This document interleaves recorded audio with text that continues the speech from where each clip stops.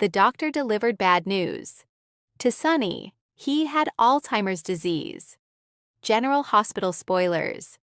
The halls of General Hospital had witnessed countless tragedies over the decades, but nothing could have prepared Port Charles for the devastating news that would soon shake one of its most powerful families to its core.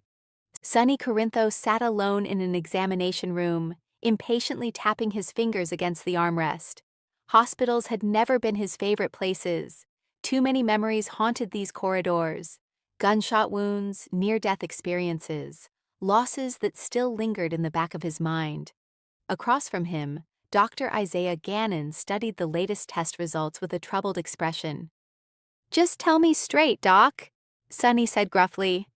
"I don't need sugar coating." Isaiah hesitated. For perhaps the first time in years, Sonny felt genuine fear. Over the last several months, strange incidents had become impossible to ignore. Sonny had forgotten meetings with important business associates. He had repeatedly misplaced critical documents. More troubling still, he had experienced alarming memory lapses involving members of his own family. At first, everyone blamed stress. After all, Sonny had survived more trauma than most people endure in several lifetimes. Years of mob wars, betrayals, shootings, and emotional turmoil had taken their toll. But Carly had noticed something different. Sonny had forgotten Donna's school recital. He had called Avery by Morgan's name, twice. Then came the terrifying incident at the Metro Court. Sonny had arrived for a scheduled lunch with Michael and Willow. Yet when Michael approached him, Sonny looked completely bewildered. "Who are you?" Sonny had asked. Michael initially laughed, assuming his father was joking. Sonny wasn't joking. For nearly 30 seconds, he had absolutely no idea who his own son was. The moment passed quickly. Sonny regained recognition and brushed it off as exhaustion, but Michael couldn't shake the fear in his eyes. Neither could Carly. Now, after extensive neurological testing, the truth had arrived. Isaiah slowly sat down. "Sonny, the scans revealed significant changes in your brain." Sonny remained silent. "We consulted specialists." "Get to the point." Isaiah inhaled deeply. "You have early-stage Alzheimer's disease." The words landed like a bullet. Silence filled the room. Sonny stared blankly. "No," he finally whispered. "I'm sorry." "No," Sonny repeated more firmly. "You're wrong." Isaiah wished he were. "We ran the tests twice. The diagnosis is conclusive." Sonny stood abruptly, anger replacing shock. "Find another doctor." "We already did." "I said find another one." His voice echoed through the hallway. Nurses looked up nervously. Isaiah remained calm. "I understand this is difficult." "Difficult?" Sonny snapped. "You're telling me I'm losing my mind." The doctor said nothing. Because Sonny was right. Alzheimer's disease wasn't merely an illness. It was theft. It stole memories. It stole identities.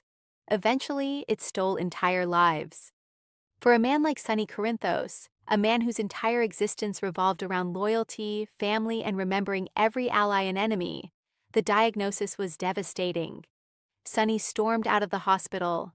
He ignored calls, ignored texts, ignored everyone. Hours later, Carly found him sitting on the docks. He looked broken. She had rarely seen him this vulnerable. "What's wrong?" Carly asked softly. Sonny didn't answer. "Sonny." Tears formed in his eyes. "I'm sick." Carly's heart sank. "What do you mean?" He handed her the medical report. As she read the diagnosis, tears immediately streamed down her face. "No," she whispered. Sonny nodded sadly. "They say I've got Alzheimer's." Carly sat beside him. Neither spoke for several moments. Finally, Sonny broke the silence. "What happens when I don't remember our kids?" Carly couldn't answer. "What happens when I look at Donna and don't know who she is?" Her tears intensified. "What happens when I forget Morgan?" Sonny continued. "What if one day he's just gone from my memory completely?" Carly wrapped her arms around him. "We'll face it together." But Sonny wasn't convinced. Over the following days, the entire Corinthos family learned the truth. Michael reacted with disbelief. Dad survived explosions, shootings, and kidnappings, he insisted. He'll beat this too. Yet even Michael knew some enemies couldn't be fought with bodyguards or strategy. Christina was devastated. She broke down in Alexis's arms. Dad always remembers everything, she sobbed. Everything. Dante struggled perhaps the most. As a police officer, he had seen Alzheimer's destroy families. He understood exactly what awaited them. Brooke Lynn organized family meetings. Avery and Donna, still too young to fully understand, simply knew their father seemed sad. Meanwhile, Nina refused to accept reality. There has to be an experimental treatment, she insisted. Soon, every member of Sonny's family began searching desperately for answers. Curtis contacted specialists. Portia reached out to renowned neurologists. Even Jason Morgan quietly started making calls through his extensive network. If there was hope anywhere in the world, Sonny's family intended to find it. But Sonny himself had already begun preparing for the worst. Unknown to everyone, he started recording video messages. One for Donna, one for Avery, one for Christina, one for Dante, one for Michael, and one for Carly. In the recordings, Sonny shared memories, advice, and love. Family is everything, he told the camera. If you're watching this, it means there may come a day when I can't tell you myself. The videos were heartbreaking. Jason accidentally discovered Sonny making them. Neither man spoke initially.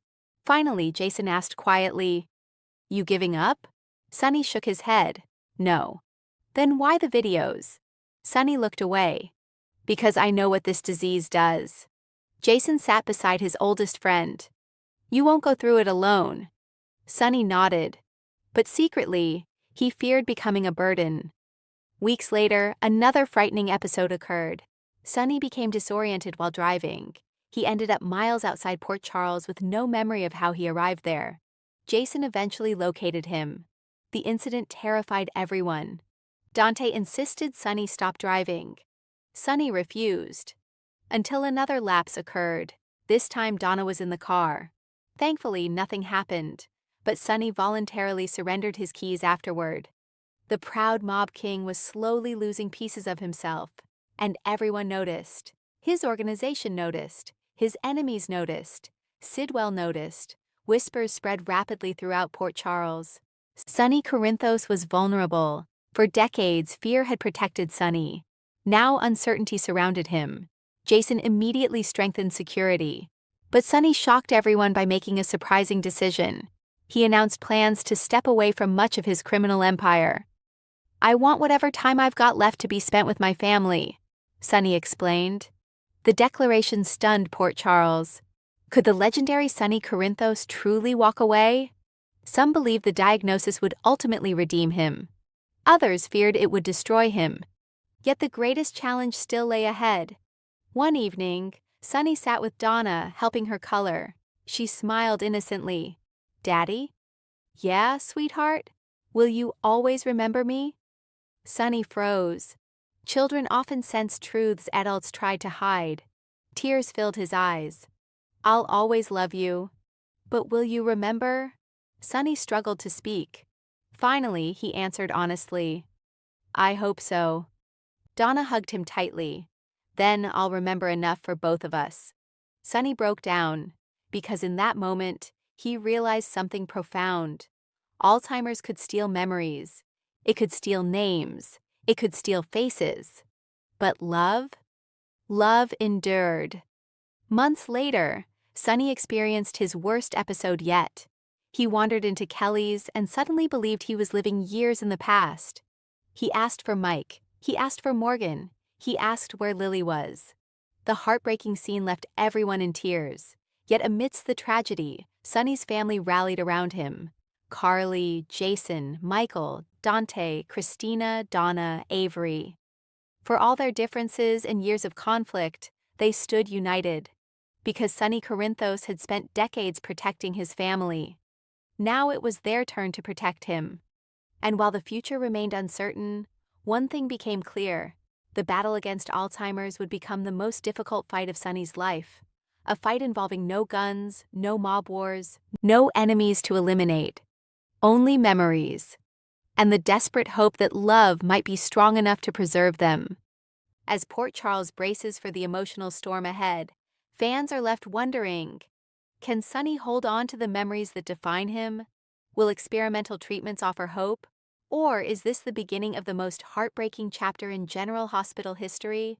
One thing is certain, if these shocking spoilers become reality, Port Charles and the Corinthos family will never be the same again.